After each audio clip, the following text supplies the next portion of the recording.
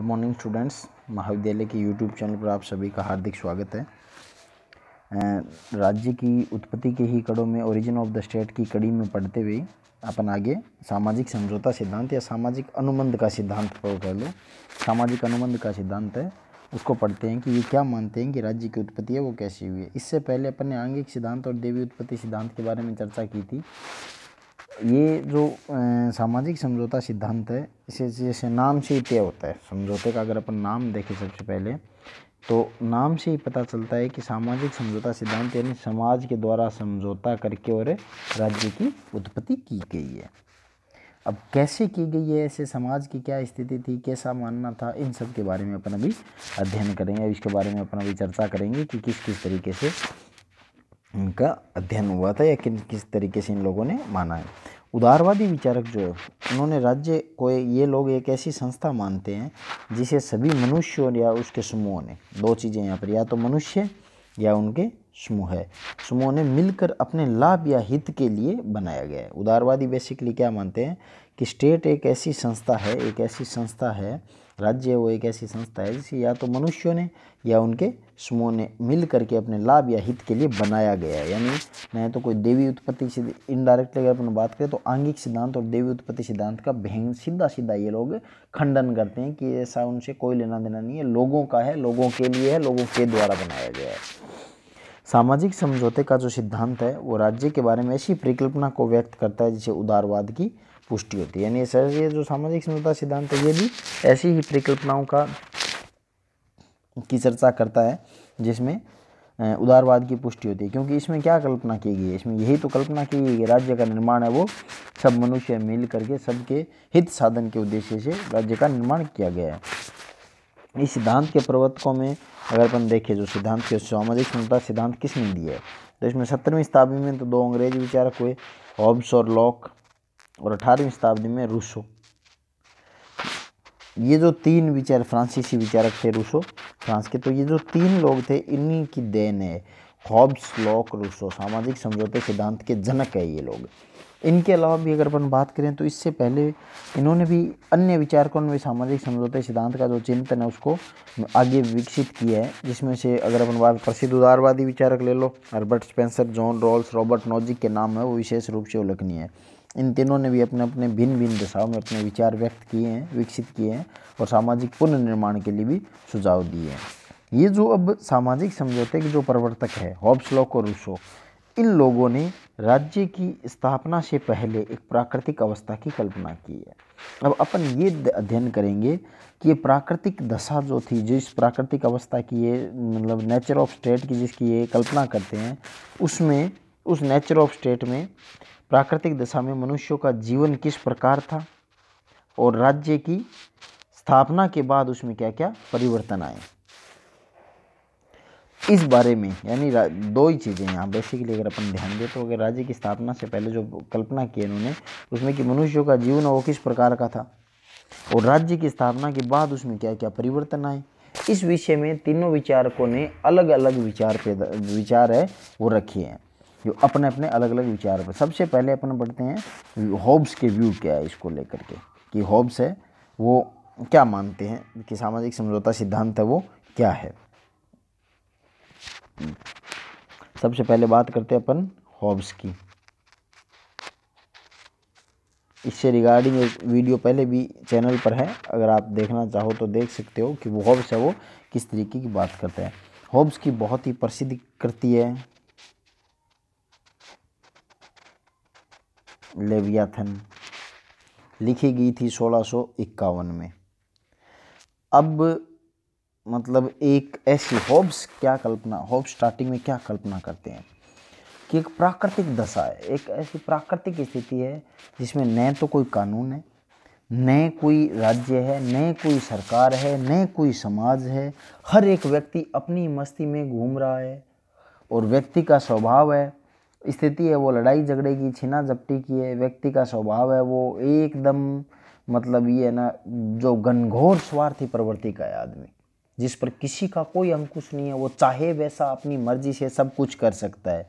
तो इसके परिणाम स्वरूप अब जीवन कैसा होगा मनुष्य का, एकांकी, दीनहीन, घृणित, पाश क्षण भंगुर, अब है अगली देर में नहीं है, अकेला है, गरीब है, दीनहीन है, घृणित है, एक दूसरे से घृणा से भरे हुए हैं, और एक क्षण भंगुर है, यानी कुछ देर के लिए, अगले पल के लिए पता नहीं। यानी हर एक मनुष्य को डर सता रहा है हर दूसरे मनुष्य से कि कहीं ऐसा न हो कि वो अपने सुख के लिए दूसरों को पराधीन भी बना सकता है, दूसरों को मार भी सकता है। तो कुल मिलाकर के देखें तो जिसके पास शारीरिक शक्ति है वो सबसे ताकतवर है और दूसरे वो उससे बचते फिरते हैं। तो ऐसी डर में, अब ऐसी स्थिति में आप सोच सकते हो कि कोई आदमी उद्योग धंधा या कोई व्यवस्थित उत्पादन, कृषि, खेती बाड़ी कुछ कर सकता है, सवाल ही पैदा नहीं होता। किसी के पास कोई अधिकार नहीं है, जिसकी लाठी उसकी भैंस वाला नियम चलता है। लेकिन इन सब के बीच में एक प्राकृतिक कानून भी है, एक प्राकृतिक कानून है, हॉब्स एक ही कानून देता है और उसका नाम है आत्मरक्षा का नियम।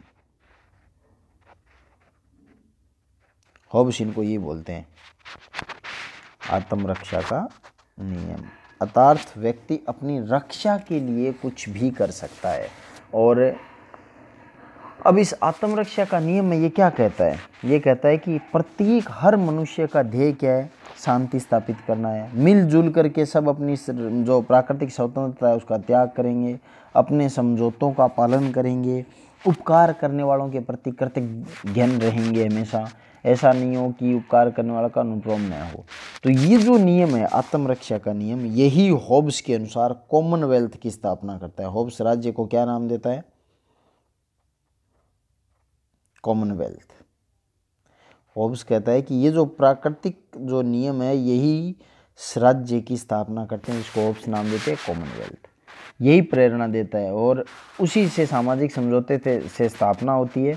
और बाद में एक वो लोग मिल करके एक प्रभु सत्ताधारी को स्थापना करते हैं, और वह प्रभु सत्ताधारी ये जितने भी अत्याचारी लोग हैं इन सबको नियंत्रण कर सके और जो कमज़ोर लोग हैं उनको सुरक्षा दे सके। तो अब यहाँ पर हॉब्स कहते हैं ऐसी स्थिति में एक राज्य की उत्पत्ति होती है। तो हॉब्स का प्राकृतिक अवस्था के बारे में, सामाजिक अवस्था के बारे में, राज्य की उत्पत्ति के बारे में कॉमन सा सीधा सा अगर अपन देखें तो ये मानना है ऐसी स्थिति थी जिसमें किसी की कोई रक्षा नहीं थी, संपत्ति का कोई सवाल पैदा नहीं होता, उद्योग धंधे नहीं थे, कृषि नहीं थी, एकदम अकेला व्यक्ति था, उसका कोई नहीं था, सबको एक दूसरे से घृणा की दृष्टि से देखते थे, जीवन क्षण भंगुर था। लेकिन एक नियम था, कौन सा, आत्मरक्षा का नियम। आत्मरक्षा का नियम ये कहता है कि हर प्रत्येक व्यक्ति का जो उद्देश्य है वो शांति की स्थापना करता है, मिलजुल करके प्राकृतिक स्वतंत्रता हम त्याग सकते हैं और अपने समझौतों का पालन कर सकते हैं। तो ऐसी स्थिति पैदा होने पर समस्त लोगों ने ये मान लिया, ये कह लिया, और एक कॉमनवेल्थ की इससे एक समझौता निकला। ये आत्मरक्षा का नियम ही समझौता करवाता है जिसमें हर एक को लगता है कि इस तरह का जीवन है वो कब तक रहेगा। तो ये जो कॉमन सेंस है इंसान का वो समझौता कराता है, और उस समझौते के फलस्वरूप वो राज्य की उत्पत्ति होती है। और ऐसी उत्पत्ति में जो जिसको राजा बनाया जाता है उस व्यक्ति को सब कुछ सौंप दिया जाता है, यानी उसका आदेश ही कानून है और कोई व्यक्ति उसका उल्लंघन नहीं करेगा। लेकिन अगर वो व्यक्तियों को, वो राजा जो है वो व्यक्तियों को अगर सुरक्षा देने में असफल हो जाता है तो उसको मार करके दूसरा राजा चुना जा सकता है। यानी वहाँ पर सिर्फ एक ही चीज़ है जहाँ पर हॉब्स है वो उस राजा का विरोध करने की अनुमति देता है, वो देता है आत्मरक्षा। यानी आत्मरक्षा में अगर वो राजा अगर लोगों की सुरक्षा करने में अगर फेल हो जाता है तो हॉब्स है वो उनको हटा देता है। उसको कहता है कि राजा को हटा दो चाहे कुछ भी हो, लेकिन इतना ही हो कि जनसाधारण की इच्छा के उद्देश्य से हुई है, और वो अपने अगर उसकी सुरक्षा करने में सफल नहीं रहता तो फिर ऐसे राजा का कोई औचित्य नहीं है। इसी कड़ी में अगर अपन आगे देखें तो सेकंड विचारक आते हैं लोक। दूसरे विचारक है लॉक। अब लोक क्या मानते हैं, लोक की कृति का नाम है शासन पर दो निबंध हिंदी में, और इंग्लिश में two treatises on of civil government. Two treatise of civil government,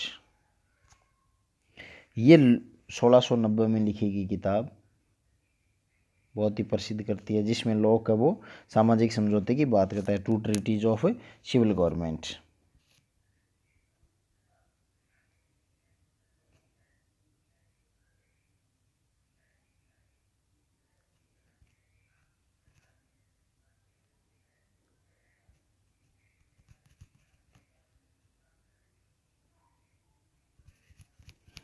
ये जो लॉक की जो कृति है, two treatises of civil government, ये वही कहती है।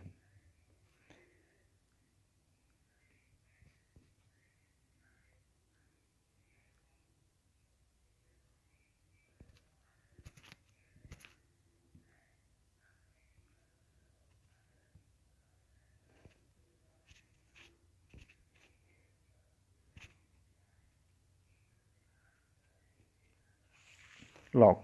अब लॉक किस तरह की प्राकृतिक दशा का जो चित्रण करता है वो होब्स की तरह नहीं है, बिल्कुल होब्स का पूरा उल्टा है। लॉक कहता है समाज नहीं है, सरकार नहीं है, लेकिन मनुष्य है वो बहुत ही विवेकशील है, अपने नियमों का पालन करने वाला आदमी है और दूसरों पर भरोसा करने वाला है, एकदम शालीन है, व्यवस्था प्रिय है, मोल जोल में भरोसा रखता है, अपने ऊपर शासन करता है। हर एक व्यक्ति शांति से रह रहा है, किसी प्रकार की कोई दिक्कत नहीं है। प्राकृतिक अवस्था जो है वो शांतिपूर्वक है, सद्भावनापूर्वक है, सहायता और रक्षा वाली दशा है।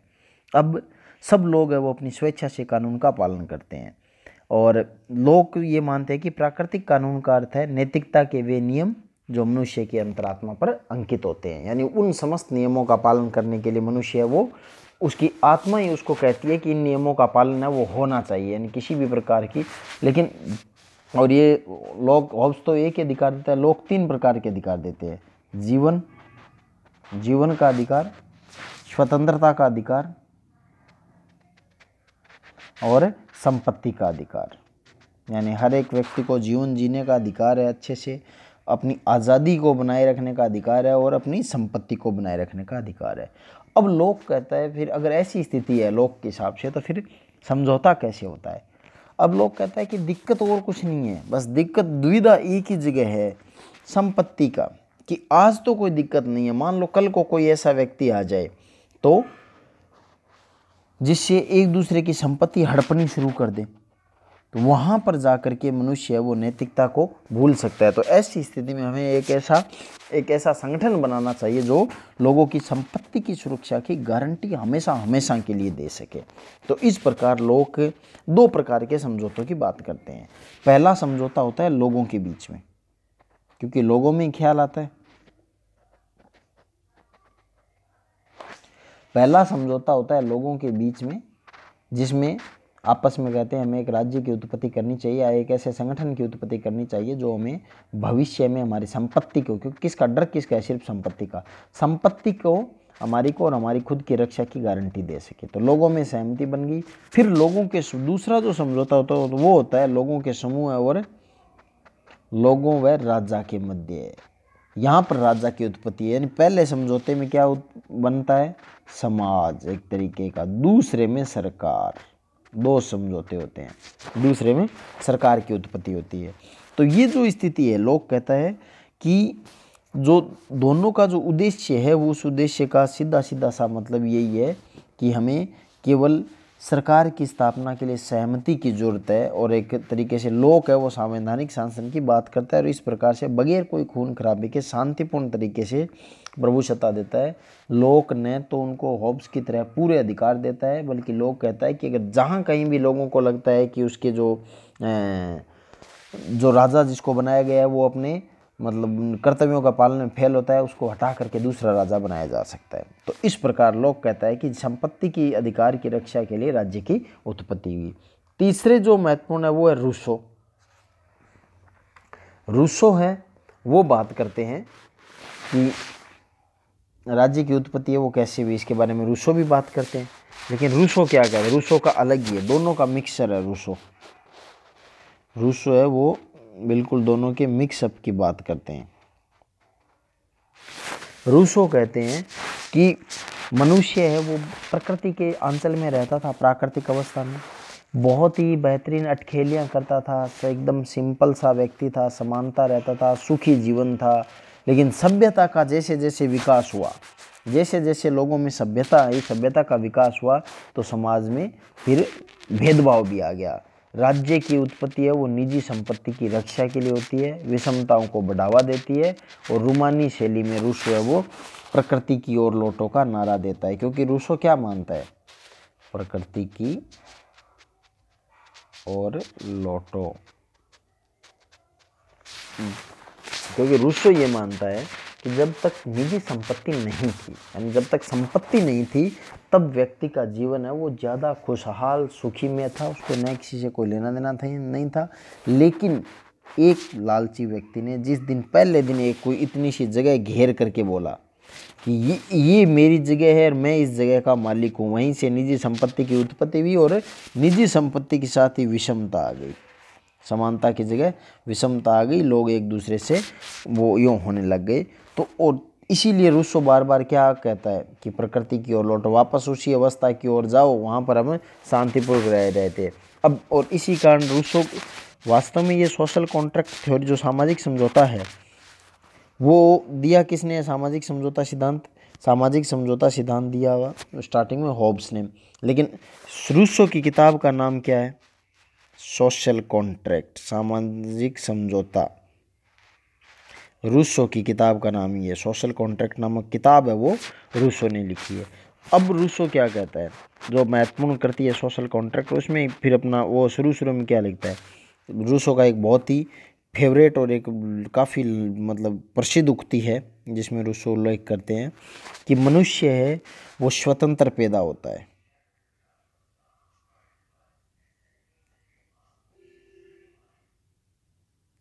स्वतंत्र पैदा होता है, लेकिन हर जगह बेड़ियों में जकड़ा रहता है।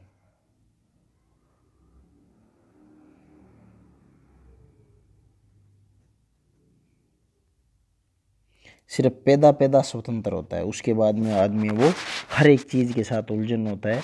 और जैसे ही मनुष्य नागरिक समाज में आता है वो अपनी जो मतलब प्राकृतिक स्वतंत्रता है वो खो देता है, वो पराधीन हो जाता है। और इसी कारण रूस जो है वो एक लोकप्रिय संप्रभुता की बात करते हैं। वो कहते हैं कि सब लोगों के बीच में संप्रभुता होनी चाहिए किसी एक के पास में। तो रूसो किस तरह के राज्य की उत्पत्ति की बात करते हैं? रूसो कहते हैं जैसे निजी संपत्ति आई, निजी संपत्ति की रक्षा के लिए या निजी संपत्ति की रक्षा के लिए राज्य की उत्पत्ति होती है। क्योंकि वहाँ पर स्थिति क्या है भाई,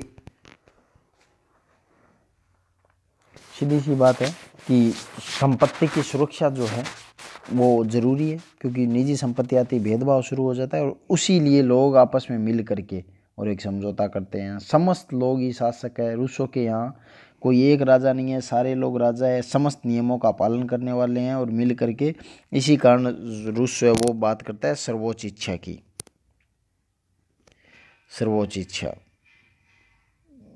की। जो सर्वोच्च इच्छा है वही मनुष्य को मतलब समस्त लोगों की जो इच्छा है वो ही इच्छा ही मनुष्य को एकदम सही ट्रैक पर ले जा सकते हैं और सब लोग मिल करके ही अपना काम है वो कर सकते हैं। तो इस प्रकार राज्य की उत्पत्ति होती है।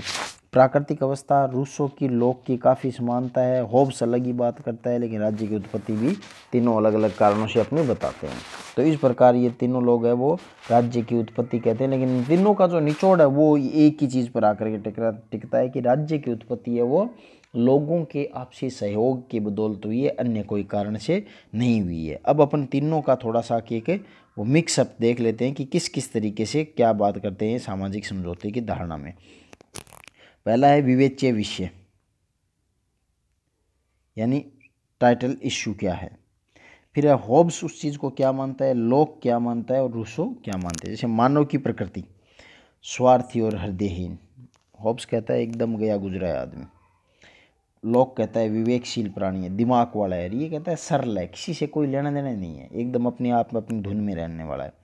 प्राकृतिक दशा कैसी है, लड़ाई झगड़ा छीना चपटी एक दूसरे का डर, ऐसी स्थिति है। लोक कहता है शांति है, सद्भावना है, परस्पर सहायता है। और होब्स रूसो भी कहते हैं कि सुख और शांति का वातावरण है। प्राकृतिक अधिकार सिर्फ एकमात्र देता है आत्मरक्षा का अधिकार। जो लोक है वो होब्स जीवन स्वतंत्रता और संपत्ति का अधिकार देता है, और ये प्राकृतिक स्वतंत्रता का अधिकार देते हैं। अब सामाजिक अनुबंध जो होता है उसका उद्देश्य क्या है? एक ऐसे शक्तिशाली प्रभु सत्ताधारी की स्थापना जो सबको नियंत्रित कर सके और सबकी रक्षा कर सके। लोक का क्या उद्देश्य है कि एक ऐसी सरकार की स्थापना जो व्यक्ति के प्राकृतिक अधिकारों की रक्षा कर सके और नियम तोड़ने वाले को दंड दे सके। बस सीधा सीधा सा प्राकृतिक अधिकारों की रक्षा कर सके और नियम तोड़ने वाले को दंड दे सके। और रूसो की क्या इच्छा है कि अभाव की स्थिति पैदा होने पर ऐसे नागरिक समाज की स्थापना जिसमें श्रम के द्वारा अर्जित संपत्ति को सुरक्षा प्राप्त हो, श्रम के द्वारा अर्जित संपत्ति को सुरक्षा प्राप्त हो। ये इस तरीके की स्थिति के कारण सामाजिक अनुबंध होता है। अब है फिर सामाजिक अनुबंध की प्रकृति कैसी है। सब मनुष्य एक दूसरे को वचन देते हैं कि वे अपने ऊपर शासन का अधिकार प्रभु सत्ताधारी को सौंप रहे हैं। सारे मनुष्य, समुदाय के सदस्य यह वचन देते हैं कि ये लोक है जो कहते हैं कि समुदाय के सदस्य वो यह वचन देते हैं कि नियम का उल्लंघन होने पर वे स्वयं को अपने न्यायाधीश नहीं होंगे और बल्कि यह शक्ति सरकार के पास रहेगी। अगर नियम का उल्लंघन होता है तो सही न्याय कौन करेगा, ये सरकार डिसाइड करेगी। रूसो कहते हैं सब मनुष्य अपनी अपनी प्राकृतिक स्वतंत्रता का त्याग करके पूरे समुदाय को सारे अधिकार सौंप देते हैं जहां उन्हें नागरिक स्वतंत्रता प्राप्त होती है। यानी अपनी स्वतंत्रता, व्यक्तिगत स्वतंत्रता छोड़ करके नागरिक स्वतंत्रता है वो ले लेते हैं। इसका जो रिजल्ट है वो रहता है। प्रभु सत्ता का स्वरूप कैसा है, होब्स देता है सर्वोच्च और पूर्ण प्रभु सत्ता, लोक देते हैं सीमित प्रभु सत्ता, यानी सरकार की शक्ति है वो समुदाय की धरोहर के रूप में है। और इधर ये देते हैं, वो देते हैं पूर्ण अविभाज्य और अदेय संप्रभुता, यानी ऐसी संप्रभुता जो पूरी है, बांटी नहीं जा सकती और अदेय है, अन्य किसी को दी भी नहीं जा सकती। उपयुक्त राजनीतिक सिद्धांत क्या है, पूर्ण सत्तावाद। होब्स पूर्ण सत्तावाद, विरोध के अधिकार की गुंजाइश नहीं है, पूर्ण सत्तावाद देता है। ये संविधानवाद और क्रांति के अधिकार को मान्यता देते हैं, लॉक। और ये लोकप्रिय प्रभु सत्ता यानी विरोध का अधिकार है वो निर्थक होगा, क्योंकि सारे लोग जब एक दूसरे के समर्थन में होंगे तो रूसो कहते हैं कि विरोध का अधिकार निर्थक होगा। तो इस प्रकार ये जो आपका सामाजिक समझौता सिद्धांत है वो तीनों का जो मिक्सअप है उस सारणी के माध्यम से समझाने का प्रयास किया है। समस्त लोगों को वक्त देने के लिए और सुनने के लिए बहुत बहुत धन्यवाद।